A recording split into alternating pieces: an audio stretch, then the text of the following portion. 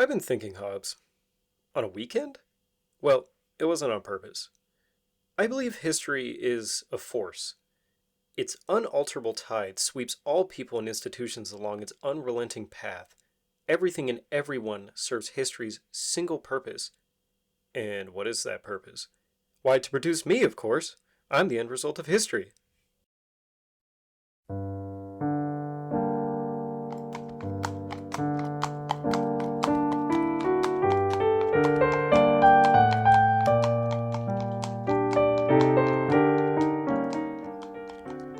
On a misty morning in January 1492, an odd figure is seen making his way across the countryside of the Iberian Peninsula, an area of the world just freed of nearly 800 years of war. On muleback, a 40-year-old Christopher Columbus is on his way to a Franciscan convent of Santa Maria de la Rabida to see some of the friars whom he had recently befriended. Despite not seeming like much on the surface, simply a semi-experienced Genoese sailor with a big imagination, Columbus would go on to do incredible things.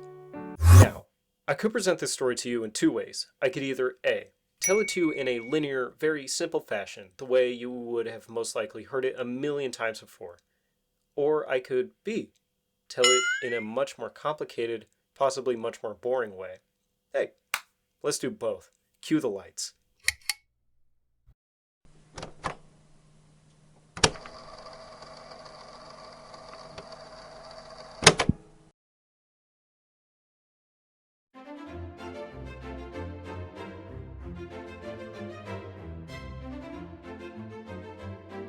Christopher Columbus had a big idea. Instead of sailing all the way around the bottom of Africa like Portugal had been doing for almost half a century, he would simply sail west to reach Asia. Why Asia? Well, because nobody back then wanted to give Muslims any money, I guess. After spending years traveling to multiple different places to try and secure funding, he finally landed a big patron, the young and ambitious royals of the Kingdom of Castile in Spain. Columbus assembled a crew in 3 ships, the Niña, the Pinta, and the Santa Maria, and made his way westward. After 3 long months, on October 12, 1492, they reached land. Columbus assumed they had landed near or in Asia, a sentiment he would continue to propagate until he died. They had in reality landed in the Bahamas on the island of Guanahani, which Columbus named San Salvador.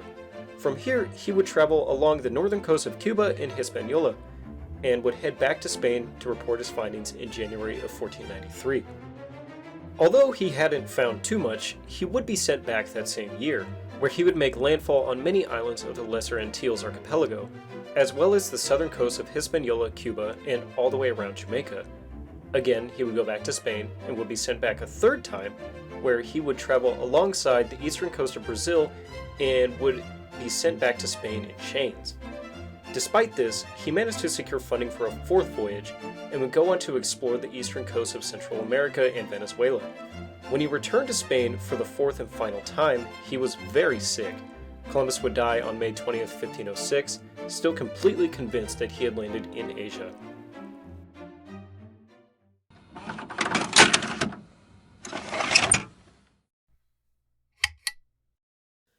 Alright, let's wrap that up. You probably tuned out while I said all that. Understandably, of course. That's probably the way you've heard that story a million times before. But like many stories you're told in school, it's very linear. Every event happens one after another in a straight line of history, and that's boring as hell. It's probably why nobody likes history class besides me and what appears to be about 200 fellow freaks. When I was retelling the same tired story of Columbus, several questions probably arose. Why did he want to sail west? Why did they want to get to Asia? What made the Castilian royals so ambitious? Why did Columbus get sent back in chains and then get a 4th voyage funded? And why didn't anyone want to give Muslims any money? Telling history in a simple linear fashion discourages questions and learning, and frankly, makes history really stupidly boring. History's not history if you do not know the context of the time you were learning about. And that's what this whole video is about. Historical context. I thought a great time period for explaining why context is important would be the first arrival of Spaniards in the Americas, a series of events that are in dire need of further explanation to the general public. So I guess this video should be more understood as the Columbian Conundrum the discovery of the New World, and why historical context matters. Sounds good? Alright, let's do this. So, I've been thinking about this video for a while, mostly contemplating how exactly I wanted to do it. My initial inspiration came from reading the book Conquistadores by Fernando Cervantes. This book is dense, to say the least, but what it provides is incredibly powerful. The book is about the conquistadors, surprisingly. Fernando Cervantes gives us an in-depth history of Spanish exploits in the Americas, but what it does quite differently from any other book is that it focuses almost entirely on giving cultural and political context for their actions. You could take this interpretation in a couple of ways. I went on Goodreads, mostly just out of curiosity of what others thought about the book, and the reviews were pretty mixed. Some of them I immediately discarded because they essentially said, "This book is too dense and I don't like that." I can't say that's not understandable, but I don't think that's a legitimate reason to give a book a negative review. The other type of review that caught my eye were the ones saying that Fernando Cervantes, by providing historical context, cultural and political at the same time, to the conquistadors and their actions, was somehow justifying their actions, making them out to be simply men of their times instead of total monsters. I found this to be an interesting interpretation of the book, but I couldn't help but disagree. For one, the book spends a lot of time detailing their actions down and doesn't shy away from brutal description, and if Cervantes was attempting to change people's view of the conquistadors, I feel that he would have not gone to such lengths. A big part of viewing history contextually is exceedingly difficult, which is to attempt to view history impartially, without bias. I've been practicing this for quite some time, and I especially find it very hard, as most people would. But I believe that I have found a method that may help some of you to do the same. You may have noticed if you're a loyal member of the Austin in Time fan club that this is a re-upload. The reason behind this being, in my initial attempt to explain my method of viewing history impartially, I did not do as good of a job as I would have liked. I received a comment pushing back on it, understandably. I appreciate everyone sharing their opinions, I really do, and I'm absolutely all for constructive criticism, but I didn't want to leave it be. Okay, I've kept you waiting too long. Here's my method. I believe that it is counterproductive to view people in history as either good guys or bad guys. I believe that there are only victims and aggressors. Well, what do I mean by this? I'll explain. Let's take a broad look at a collection of historical events, the United States and their centuries-long fight against indigenous peoples of the Americas. In every fight, every genocide, there were victims and aggressors with actions committed by both sides. Essentially, what I'm saying here is that, as difficult as it may be at times, it is important to acknowledge everything. Yes, the indigenous cultures in their wars against the United States Army absolutely committed horrible atrocities. However, when you take a step back and view the atrocities committed by the United States Army, it is very clear who was the victim and the aggressor in the overall conflict. Native land was stolen, not conquered. Get over it. The comment left on my first upload that I mentioned earlier mentioned how I should have said oppressed and oppressors instead of victims and aggressors. While I disagree that I should have replaced my argument entirely, I do believe that I should mention how, in historical events, the victims and aggressors can become oppressed and oppressors. But this isn't always true. My approach is more geared toward individual events, while I believe oppressed and oppressors works better for the aftermath of a series of events. The Cholula massacre didn't make the Spanish oppressors and the Mexica people oppressed. That wasn't a reality until the fall of the Triple Alliance was complete. Same applies to the US Army versus the indigenous cultures. Wounded Knee alone did not make the indigenous peoples oppressed and the US Army oppressors. It made them the victims and aggressors, respectively. But when we look at the broader outcomes of all of these events, it is clear that they culminate in one side being oppressed and the other the oppressors. The way I worded this may make you think I'm attempting to justify the actions of the US to wipe out every indigenous culture in their territory, but I can assure you I am not. I'm a massive advocate for indigenous rights and recognition. I even have a cool hat that I'll link in the description, made by an indigenous-owned company. Definitely go support them. Also, my use of the word victim is not meant to be patronizing, and I understand why it may be interpreted that way. It was just the word that worked best for my argument, in my opinion. This method, for me at least, allows me to avoid bias by viewing people as simply people, caught up in historical events for one reason or another. By acknowledging actions committed by all parties involved and the political and social motivations behind those actions, you can view historical events more impartially. I am a firm believer that viewing, or at least trying your best to view history through neutrality, leads you to much more mature conclusions and challenges you. It makes us look past cultural lies ingrained into our consciousness in order to get used to viewing people in history as simply people, caught in history and created by history. Viewing events through the context of who was the victim and who is the aggressor is simply a tool for me, and maybe you, to practice said neutrality. Now, my choice to re-upload this video with an updated explanation is not me backing down from my position. Perhaps my opinion will change in the future, but I honestly doubt it. The way I presented this argument in my initial attempt was just not my best work, and I respect your intuition, intelligence, and time, and hope to present the most well thought out and intelligent arguments possible. I apologize for not doing as best as I could the first time, and I hope I presented my argument in a more understandable manner this time around. Feel free to voice your opinions in the comments. I'd love to hear from you.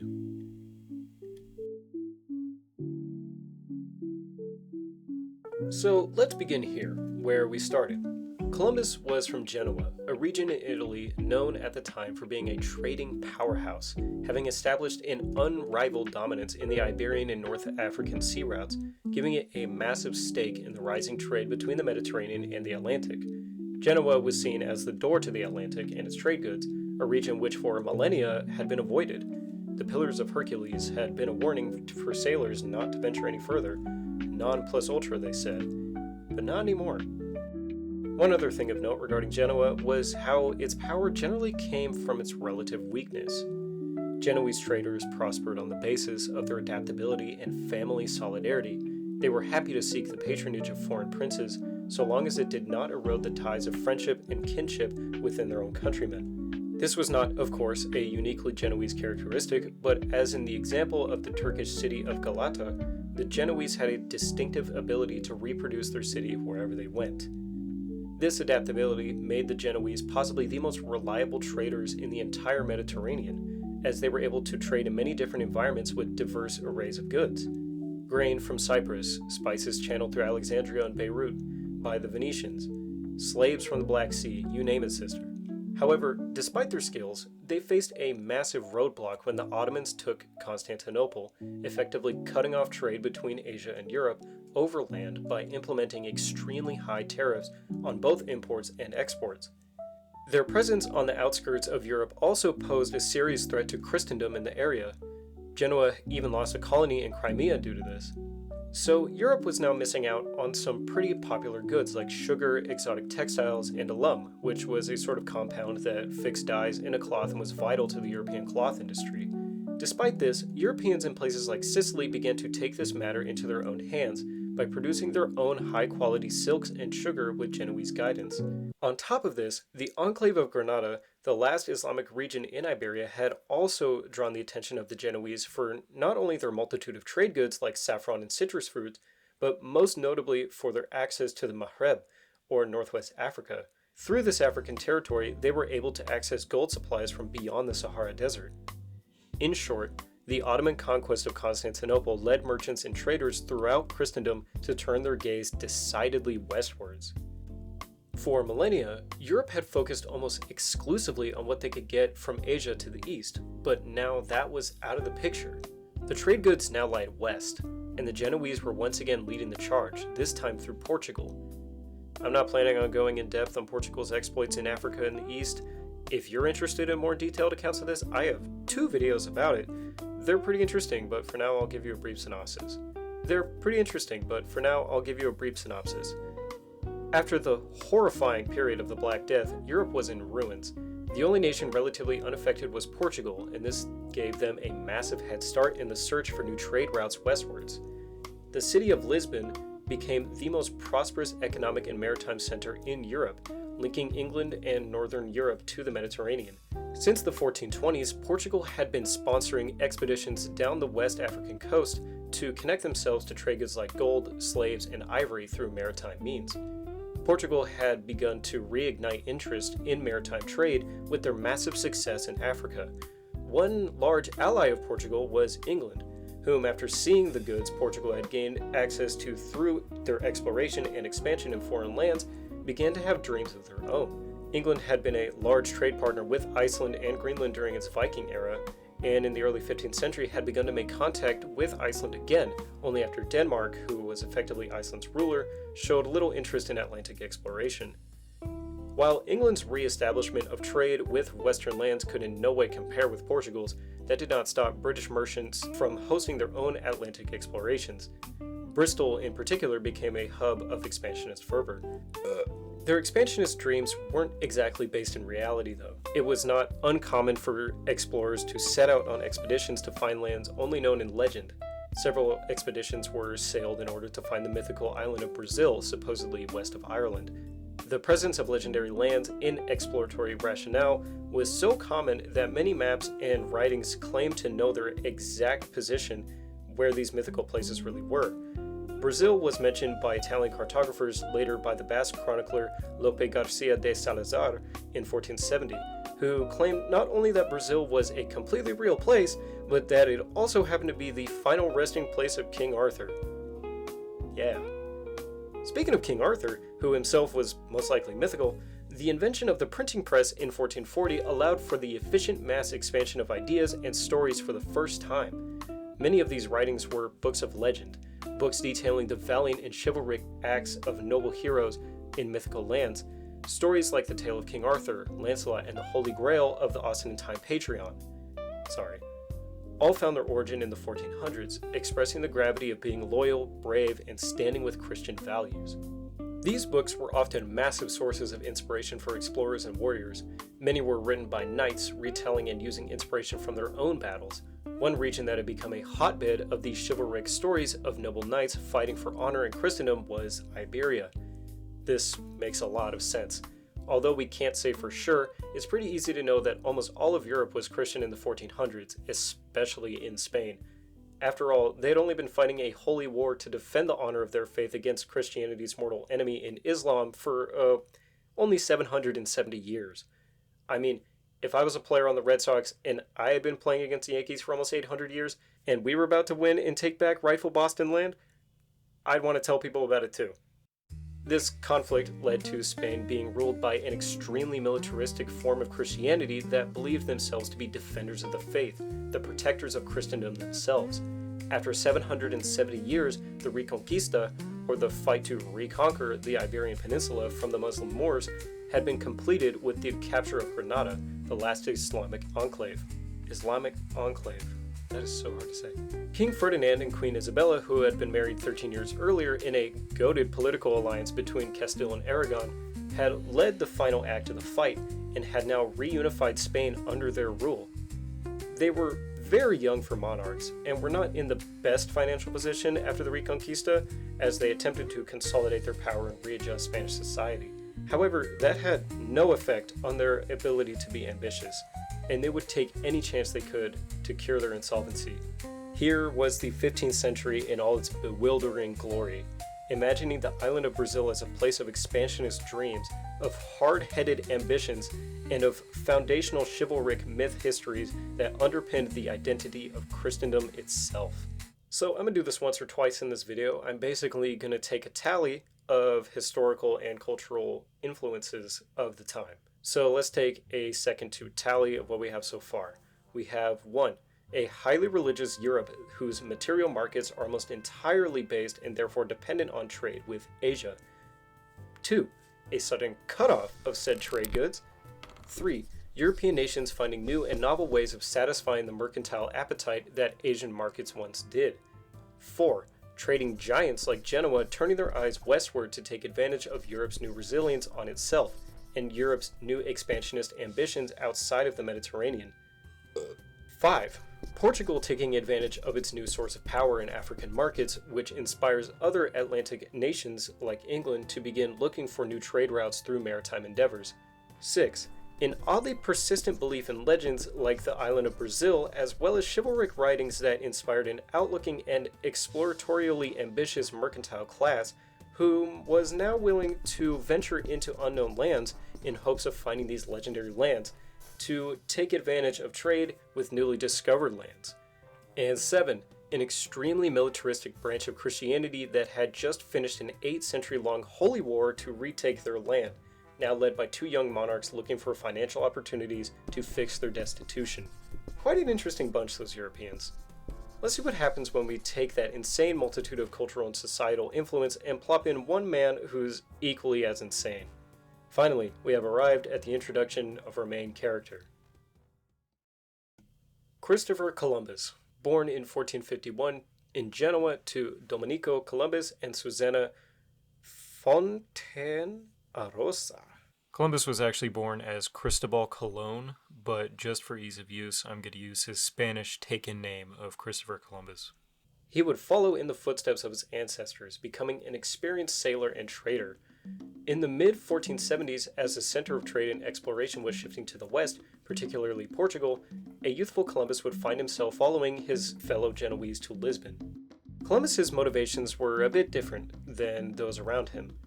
Already an experienced sailor, having a palm-of-his-hand-like knowledge of the Tyrrhenian Sea, the region between western Italy and the islands of Corsica and Sardinia, Columbus quickly found work in Lisbon in trading companies dealing mainly in sugar, making trips out into the Atlantic to the Azores and the Canary archipelagos, of which at the time of the 1470s had started to be used as jumping-off points for more exploratory sailors. Columbus himself claimed to sail as far out as 100 leagues beyond Iceland from Bristol. Later on, he would travel to the recently founded port of São Jorge de Mina in Ghana, where a large chunk of Portuguese gold trade was coming out of. It's pretty understandable from this point that the Atlantic, or as they called it, the Ocean Sea, was becoming more enticing to those willing to venture out into it. Fortune favored the bold, and new riches could be found anywhere. Who knows, what if we just kept going, I don't know, west? Was Columbus the first to think of the idea to just keep going west to reach India? I doubt it. This idea likely took influence from a series of events happening around him. The region between the Tropic of Cancer down to the Tropic of Capricorn was known as the Torrid Zone. Here, the level of solar radiation is particularly high, making it quite humid, causing high temperature and erratic weather patterns. For quite some time, this torrid zone was seen as impenetrable, until Portuguese explorers proved that was pretty much moot by setting up successful colonies in the Gold Coast.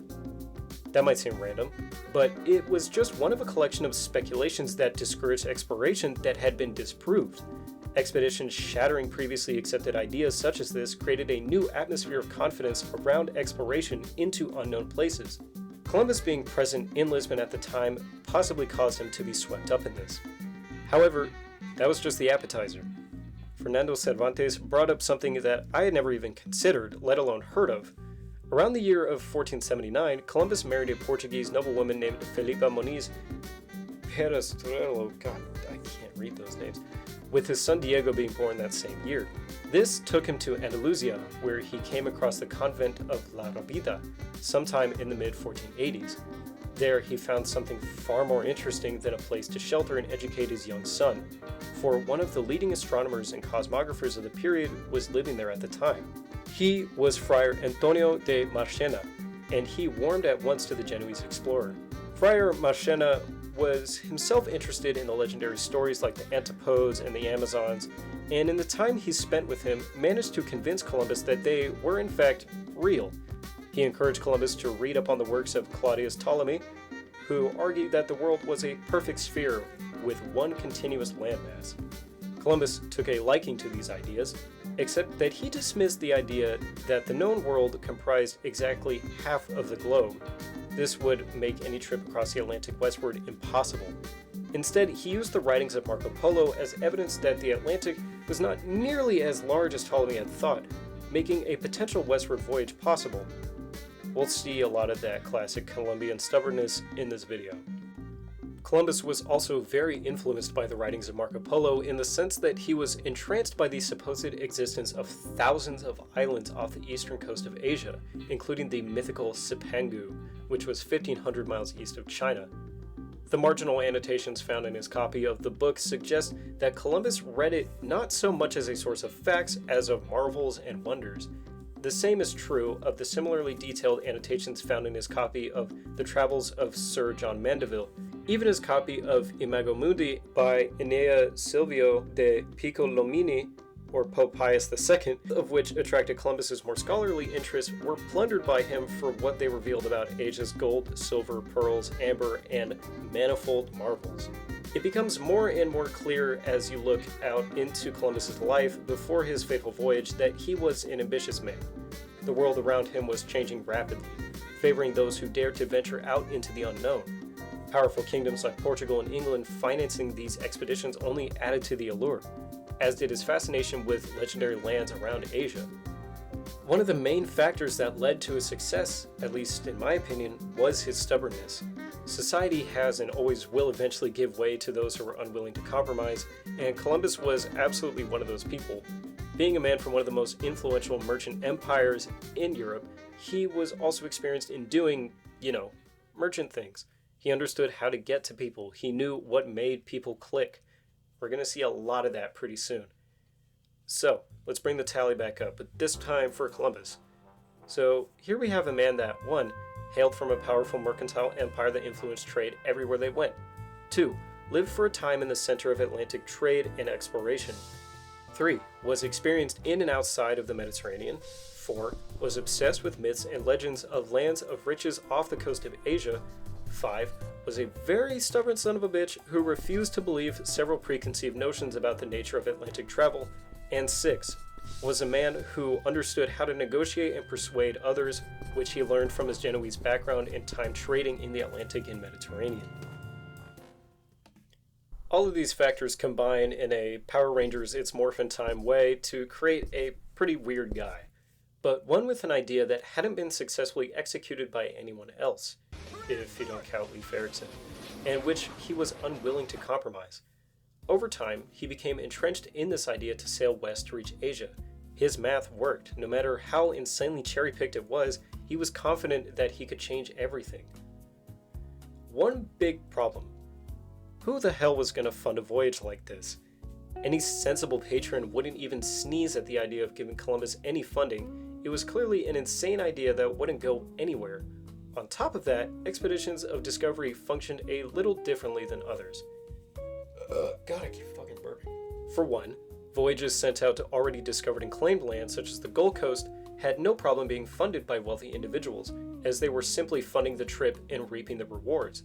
But a voyage with the intention of discovery, funded by investors, would falter as soon as any real discovery was made, as nobody would have any authority to stake a claim on the territory or defend said territory from foreign powers. Columbus had to find the funding from a much more powerful source, and at the time that meant his only real options were European monarchs, maybe the Pope, and he would spend years attempting to find a suitable form of royal patronage. Portugal, despite its current reputation and very ambitious King Zhao II, wasn't going to cut it. They were too focused on their exploits in Africa and India, and their new footholds in Indonesia. Go check out those 2 videos if you want more in-depth explanation on that, or don't. I can't legally make you, unfortunately. In later life, he would claim that the choice of Castile had been entirely providential, miracle, brought about by God's manifest hand, against competing offers from Portugal, France, and England to sponsor him. Did this really happen? Of course! Columbus was kind of a prick like that, and in other ways too. You already know that. Anyways, there's no evidence that he received even a single offer from any European power. Even his attempt in Castile was slow as hell. Although he did definitely have more of a chance in Spain than anywhere else. Since the late 15th century, his fellow Genoese had been moving into Andalusia in droves, where they began to gain large amounts of political power. By the late 15th century, more than half the nobility of Seville had Genoese surnames. Isabel and Fernando had not been slow to take advantage of this regional dynamism. Since the mid-1470s, they had been issuing licenses to Andalusian privateers, seeking to encourage them to break into the lucrative Portuguese monopoly of trade in the Gulf of Guinea. This only increased with the Spanish occupation and conquering of the Canary Islands in 1483. A large number of Genoese privateers from Seville and Cadiz participated in this invasion, and it proved to be a worthwhile endeavor. Remember how I mentioned that Spain was in a rough financial situation after the Reconquista? Yeah, they had been in that destitute state for quite some time. The Castilian War of Succession was one of those classic, my dad died and now we have to figure out who's going to be king by killing each other type of civil war. All you have to know is that for a time, the Kingdom of Castile and Portugal had a military alliance, but Portugal started attacking Castile, and after that, the alliance was broken. After the War of Succession from 1475 to 1479, Henry's half-sister Isabella was crowned in Castile, and her opponent in the war, Joanna, Henry's daughter, was married off to the King of Portugal, who supported her campaign in the war. The result of this war was not only a newly strengthened alliance between Castile and Aragon, but Portugal had been pacified and they officially recognized Spain's claim to the Canary Islands. The alliance on Iberia would not be Castile and Portugal, but Castile and Aragon. This new alliance was fragile and called for some unification. Where better to unify two Christian kingdoms than by joining together to kick some Muslims out of your space? We know what happened. It took over 10 years, but the Christians kicked the Muslims out of Iberia with the seizing of Granada. Now united under the Christian faith, Castile and Aragon were not just an alliance, but one kingdom, Spain. But the Reconquista turned out it's pretty expensive. One other thing I didn't mention, in the settlement of the Castilian War of Succession, Castile was barred from the gold-rich Volga River in Ghana, which remained in Portuguese control and cut off a massive supply of gold from Spain. To make things even worse, the conquering and annexing of Granada also meant a lot of tribute money coming into Castile from the Islamic enclave was gone. They were in serious trouble. This unfortunate financial situation played right into Columbus's hand. He had an interesting strategy to find a patron. He often played hard to get, like that dog you see on the street who comes up to you, clearly wanting attention and pets, but as soon as you reach down to do it, it does that stupid backing away thing. That hurts, man. Really does. Columbus would usually approach, and as soon as they would begin to get hesitant, he would threaten to just go somewhere else and get funding there. This strategy didn't really work, and just sort of didn't benefit anyone. However, in late spring of 1486, Columbus's strategy actually kind of began to pay off. Isabel and Fernando reached out to him, offering to hear his proposal. 1487 saw Columbus present his idea in front of a royal-sponsored panel of experts headed by Isabel's confessors. It took until September for the panel to conclude that his ideas were not worth looking into, and royal support was lost for the time being. Little is known about the actual views expressed by the panel of experts other than that, as Rodrigo Maldonado de Talavera, who had until recently taught law at the prestigious University of Salamanca, put it, all agreed that what the admiral argued could not possibly be true. Said lack of evidence towards their feelings about this proposal had unfortunately led to the spread of some untrue ideas, like the common myth that Columbus was attempting to prove the Earth was round to a panel of vehement flat earthers. Sounds like our current Congress. It appears that the panel was simply not willing to go against the commonly agreed knowledge of the size of the world, which Columbus was arguing was only half the accepted idea. At this time, they had no concept that on top of the 3,000-mile wide Atlantic to their west, there were two continents stretching an additional 2,800 miles. Don't even get me started on the 12,000-mile wide Pacific Ocean either. As you may know, we have had a precise calculation of the Earth's true circumference since Eratosthenes did his little towers thing in Egypt in 240 BC with a 1% margin of error. This has been disputed, however, I will say that. But Columbus was steadfast in his assertion that the Earth was in fact smaller than people thought. Again, here's that stubbornness. Now, I won't go exactly into how he got the math wrong, but it has a lot to do with not accepting common knowledge as well as influence from less credible sources. A wonderful person on Reddit provided some great sources about this, and I'll link them down below. It gets deep. Like deep. So thanks, Terminus Tranter on Reddit. Appreciate it. So you can probably see why he was rejected by the panel, but that wouldn't stop him. While in Castile, he had made friends with many influential business boys, whose lobbying in court eventually led to his reconsideration. Unsurprisingly, many of these businessmen were his fellow Genoese. Not only businessmen, but also friars, and even their heir to the throne, Prince Juan, who had become familiar with Columbus, the former being a decisive factor. Friar Juan Perez, one of Queen Isabella's close advisors, would manage to convince her to give him a second chance in 1491. He also made friends with many influential financial managers and treasurers, one of which being Luis de Santander, who would manage to create a plan tailored to the Genoese, who then presented a project that was financially viable to the monarchs, one which focused on Asia being the main goal. Columbus had clearly realized that Isabel and Fernando were unenthusiastic about the prospect of searching for the antipodes or any other undiscovered islands populated by Amazons. Exploring for its own sake was all very well, but what the monarchs really needed was cash, access to the lucrative gold and spice-rich markets of Asia. As Columbus had become all too aware of during his time lobbying for access to the Catholic monarchs, Fernando had a long-standing interest in the trade routes to the Orient, and in Fernando's mind, money, commerce, and God were inextricably linked. Columbus's connections with his fellow Genoese, as well as his sociable personality, had led him to create worthwhile allies in the Spanish government. Without the support of his fellow countrymen and their influence on the monarchs, especially in financial sectors, it is most likely that Columbus would have gotten absolutely nowhere. Remember how I've said that Columbus really had a knack for understanding what made people click? Let's look at a pretty serious example of that.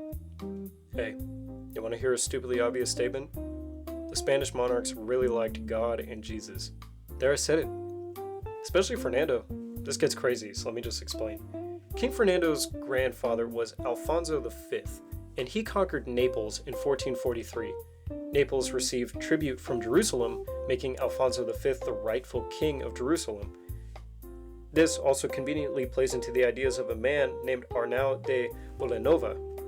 A 13th century Aragonese polymath, Villanova had foretold that the monarchs of Aragon were destined to conquer Jerusalem, following which a sequence of events would lead to a universal Christian empire that would lay the groundwork for the second coming of Christ.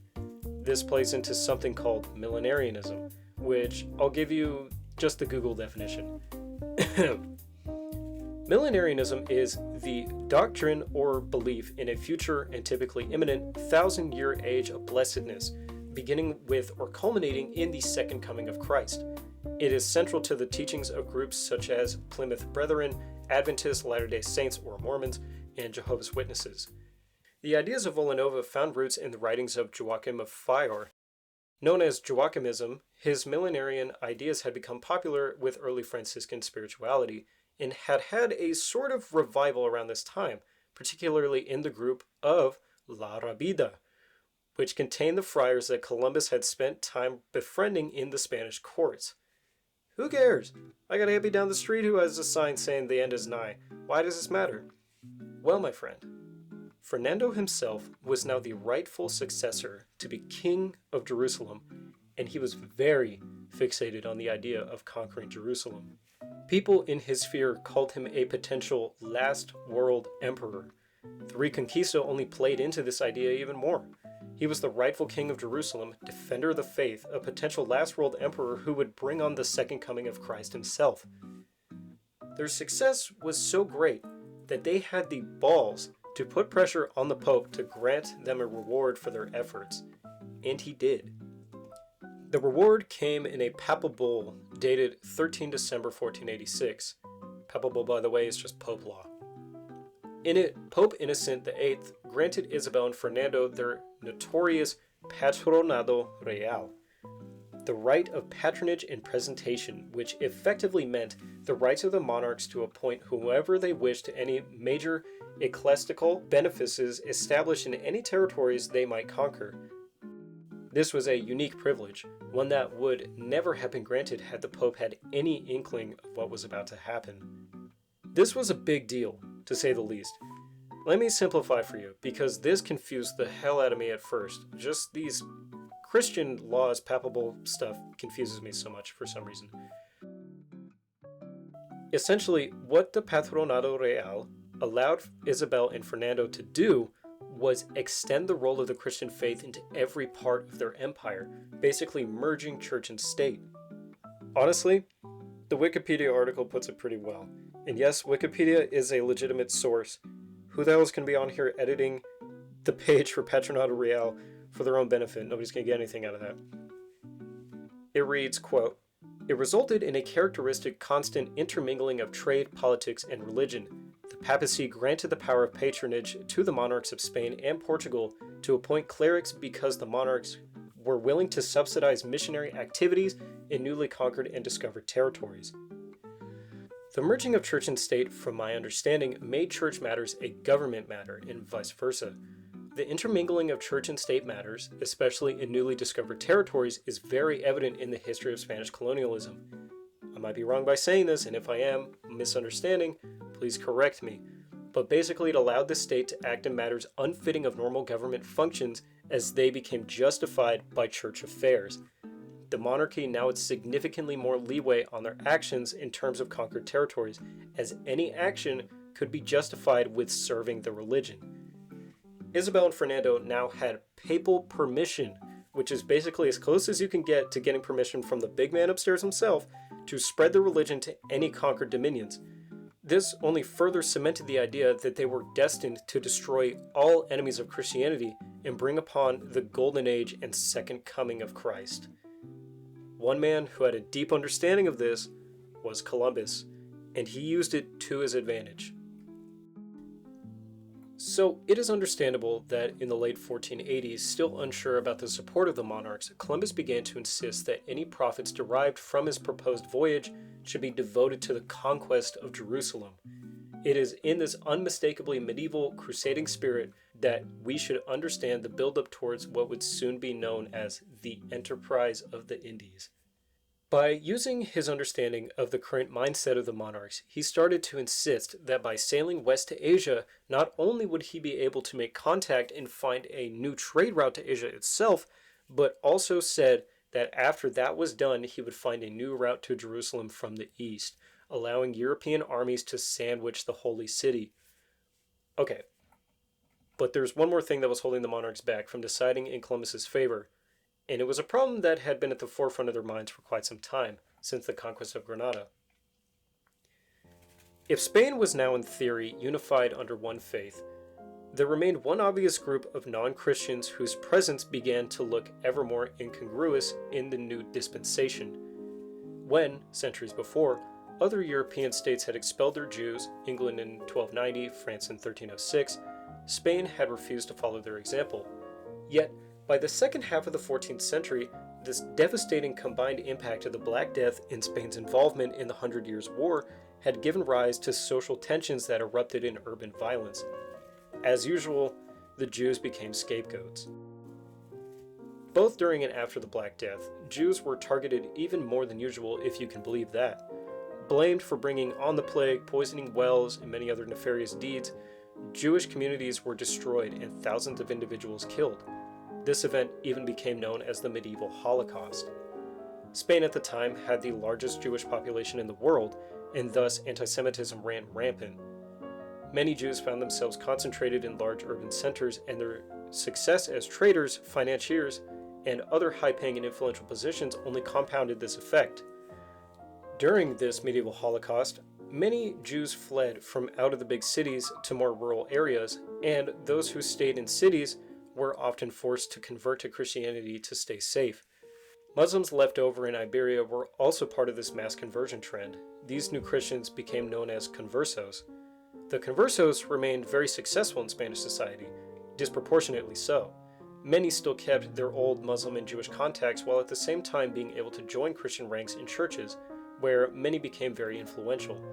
This began to spread a fear of false conversos, those who claimed to be converted and accepted Christianity but were pulling strings behind the scenes, using their new supposed faith to gain said influential positions. The rise of conversos created a rift in Spanish society. Those who weren't conversos began to call themselves Old Christians. This rift began to flare up violently in the 1460s and 1470s, coinciding with the succession war I mentioned earlier. After Isabel won, she took the advice of Dominican friar Alfonso de Ojeda, who suggested establishing a national inquisition to take care of these supposedly dangerous false conversos, which she did in 1480. This presented a new issue, however. She established the Inquisition to gain the support of the Old Christians, but it posed an obvious threat to the conversos, many of whom were important patrons for the crown. In fact, the man in charge of supplying troops in Granada was Jewish. Moreover, the political support that the monarchs had received during the Civil War had come primarily from the urban governing classes, among whom there was a clear converso presence. The monarchs, more than anything, viewed the Inquisition as a temporary emergency measure to suss out all the false conversos, but the situation was way more complex than expected. Many of the inquisitors were not properly instructed on the religious practices of the Jewish faith, and some began to target Jewish people just for the hell of it, not false conversos. Some Jews in high positions of power started to fight back with anti-Inquisition ordinances. All in all, it was a pretty bad situation. So why does all of that nonsense matter? Well, the problem of the out-of-control Inquisition led to the monarchy reluctantly passing a law ordering the departure of all Jews in Iberia who refused to convert to Christianity. As I mentioned, Jewish patrons who had been a massive part of the crown's funding in many sectors were gone, and thus that funding was gone. And all of this, once again, played right into Columbus's hand. The royal bank was now sufficiently dry from the departure of their biggest financial supporters and the centuries-long war that sucked up resources. Now was the time to get desperate, so why not fund a venture that could potentially send some money back to the monarchy? Okay, let's step back once again. Often, when we are taught about Columbus's first adventure westwards, at least this is what is usually said to me in class, is that Europe lost access to Asia through Constantinople, and Columbus had the idea to sail west, and Spain saw his idea and decided to fund him so they could hopefully get access to Asia. But, as we can clearly see, it was much, much more complicated than that.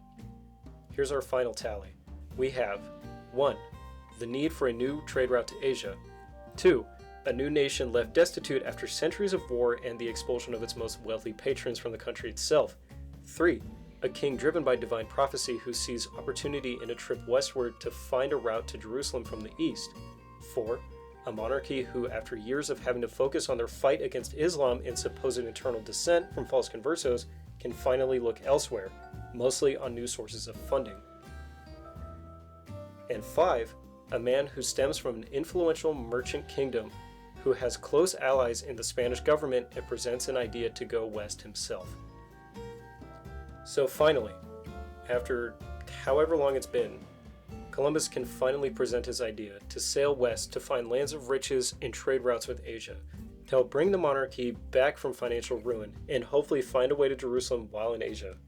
He presented his plan, making sure to emphasize the religious aspect. Columbus felt so confident, in fact, that he proposed to the monarchs exceptionally ambitious conditions. Foremost among them was the request, in perpetuity, of the post of Governor General and Viceroy of any newly discovered territories for himself and his descendants. The condition that he would be able to set up feudal domains was a bit of a turnoff for the monarchs, who tended to emphasize the importance of urban town centers instead of royal families, stemming from Isabel's support group during the War of Succession. Not surprisingly, the monarchs came up with a very different plan. In drawing up their agreement with Columbus, they reached for a set of practices that had been well tested during the Reconquista and their occupation of the Canaries, when it had become customary for the crown to make contracts with leaders of expeditions.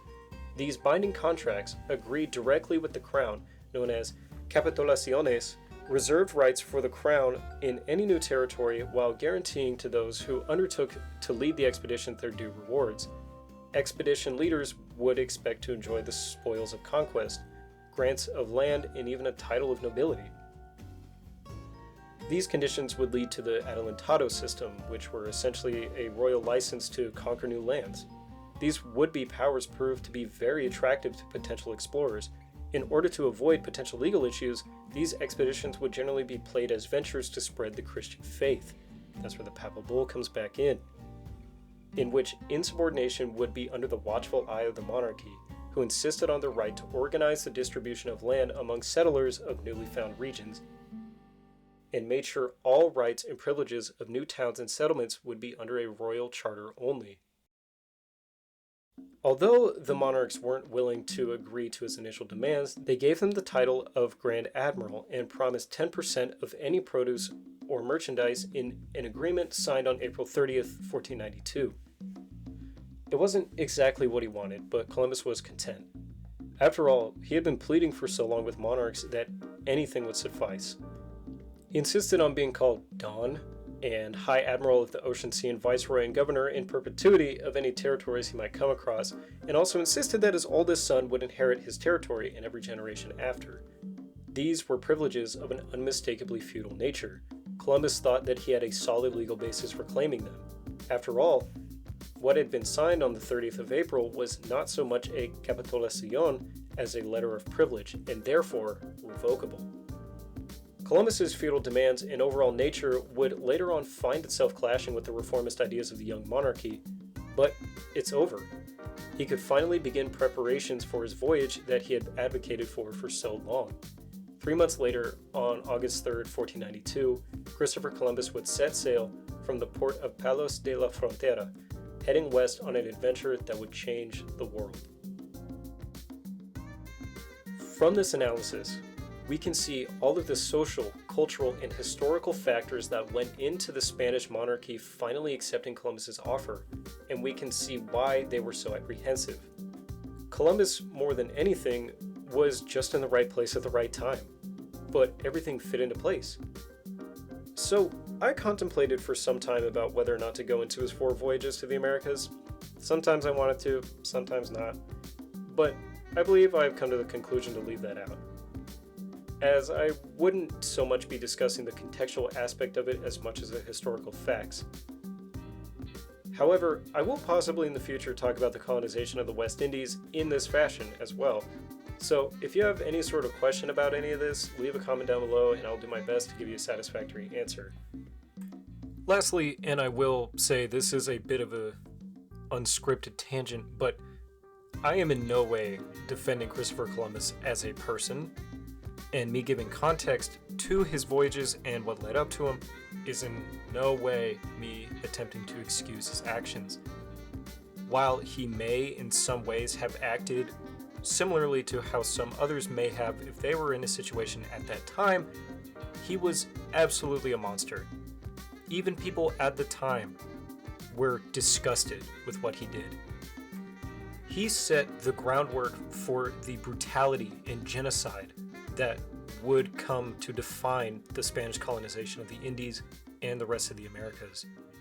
So, I am in absolutely no way excusing him by giving context for his actions. I hope you all understand that. This whole video is about context, but I haven't really gone too much into why I think it's so important. But here's how I can summarize my thoughts. Viewing history without context is dangerous. It leads to easily made assumptions, one event happening right after another. It also leads to one having an ineffective worldview, in the sense that they lack the ability to ask, why? Every fire has a spark, they don't just start on their own. It's like seeing the Mississippi River and accepting that it stands alone, starting at one point and ending at another, when in reality its mightiness is fed by thousands of smaller rivers, creating a massive tributary. Don't just look at a tree and assume it stands on its own above the ground. Look down and see the roots. Seeing history through a contextual lens, taking the time to understand what events led to other events, how culture and history shapes not only history, but you, is a very powerful tool. How has your societal surroundings shaped how you think? Furthermore, gaining a basic understanding of this allows you to look at the world around you and ask questions. Questions like, what is a tariff? Is a carbon footprint even real? Or does big oil just want me to think climate change is my fault? Can an unelected billionaire make important financial decisions that affect my future? I digress. I chose the lead up to Columbus's first voyage to the Americas as a framework for my argument because it is a fundamentally misunderstood event in human history, despite the incredible impact it had as the groundwork for colonization in the rest of the Americas. When I learned about it in school, even college, I was taught in a linear fashion, and I found that this experience created a sort of indifference in my mind about it, which is unfortunate. Teaching history continuously without divergence to other events that give background allows your mind to gloss over events instead of digging deep into them. Historical context allows us to dissect not only history, but our contemporary lives and what has influenced our current situation thereof. Living life without context allows us to remain ignorant and selfish, to not take things as seriously as we probably should. And I believe that's not living.